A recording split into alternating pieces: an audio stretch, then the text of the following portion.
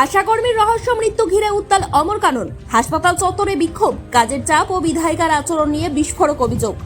এক আশাকর্মীর আকস্মিক মৃত্যুকে কেন্দ্র করে সোমবার সকাল থেকে উত্তপ্ত হয়ে ওঠে বাঁকুড়ার গঙ্গাচলঘাটির অমর কানন গ্রামীণ হাসপাতাল চত্বর।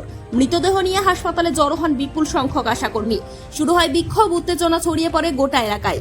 পরিস্থিতি নিয়ন্ত্রণে ঘটনাস্থলে মোতায়েন করা হয় পুলিশ।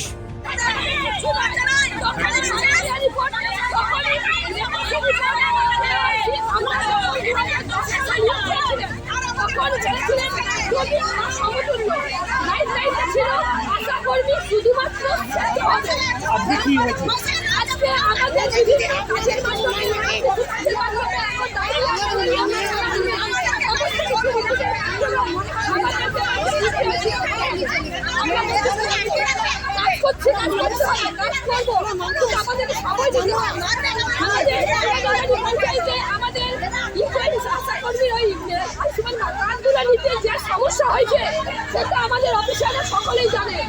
প্রত্যেকটা নামের কিসের জন্য এখানে আপনারা জড়ো হয়েছে?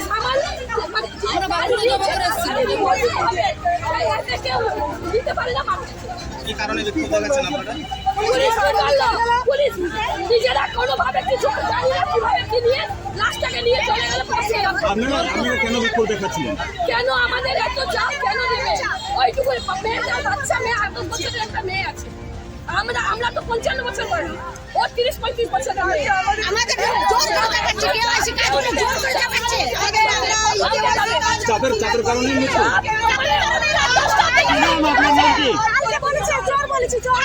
মৃত আশাকর্মীর নাম রুম্পা মণ্ডল, বাড়ি গঙ্গাচলঘাটির ভালুকথল গ্রামে। তিনি গোপীনাথপুর সাব সেন্টারের আশাকর্মী হিসেবে কর্মরত ছিলেন। পরিবার সূত্রে জানা গিয়েছে, সোমবার ভোরে নিজের বাড়িতেই তার মৃত্যু হয়। মৃত্যুর প্রকৃত কারণ জানতে তদন্ত শুরু করেছে পুলিশ। বিক্ষোভে সামিল আশাকর্মীদের একাংশের অভিযোগ, দীর্ঘদিন ধরে তাদের উপর অতিরিক্ত কাজের চাপ সৃষ্টি করা হচ্ছিল। পাশাপাশি স্থানীয় বিধায়িকার আচরণ নিয়েও ক্ষোভ প্রকাশ করেন তারা। ট্রেনিং দেওয়া হয়নি, অথচ আমরা আমার বাড়ির ছেলে স্বামী সন্তানকে দিয়ে কাজ করাচ্ছি। 90% কাজ তোলা দিয়েছি, 10% কাজ ডিউ আছে। অথচ আমাদের বিধায়িকা ম্যাডাম বলেছে আমরা চোর, আমরা চুরি করে চাকরি পেয়েছি। কেন বলবে আমরা চুরি করে চাকরি পেয়েছি? তারপর কালকে কি ঘটনাটা ঘটেছে এখানে?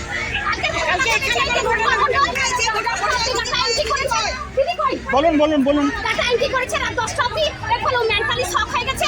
মেন্টালি শক হয়ে গেছে, রোজ করতে গেছে। উনি কোথায় দেড়টা অব্দি কাজ করেছে। উনি কোথাকার দায়িত্বে? হালকা চলে ভাই।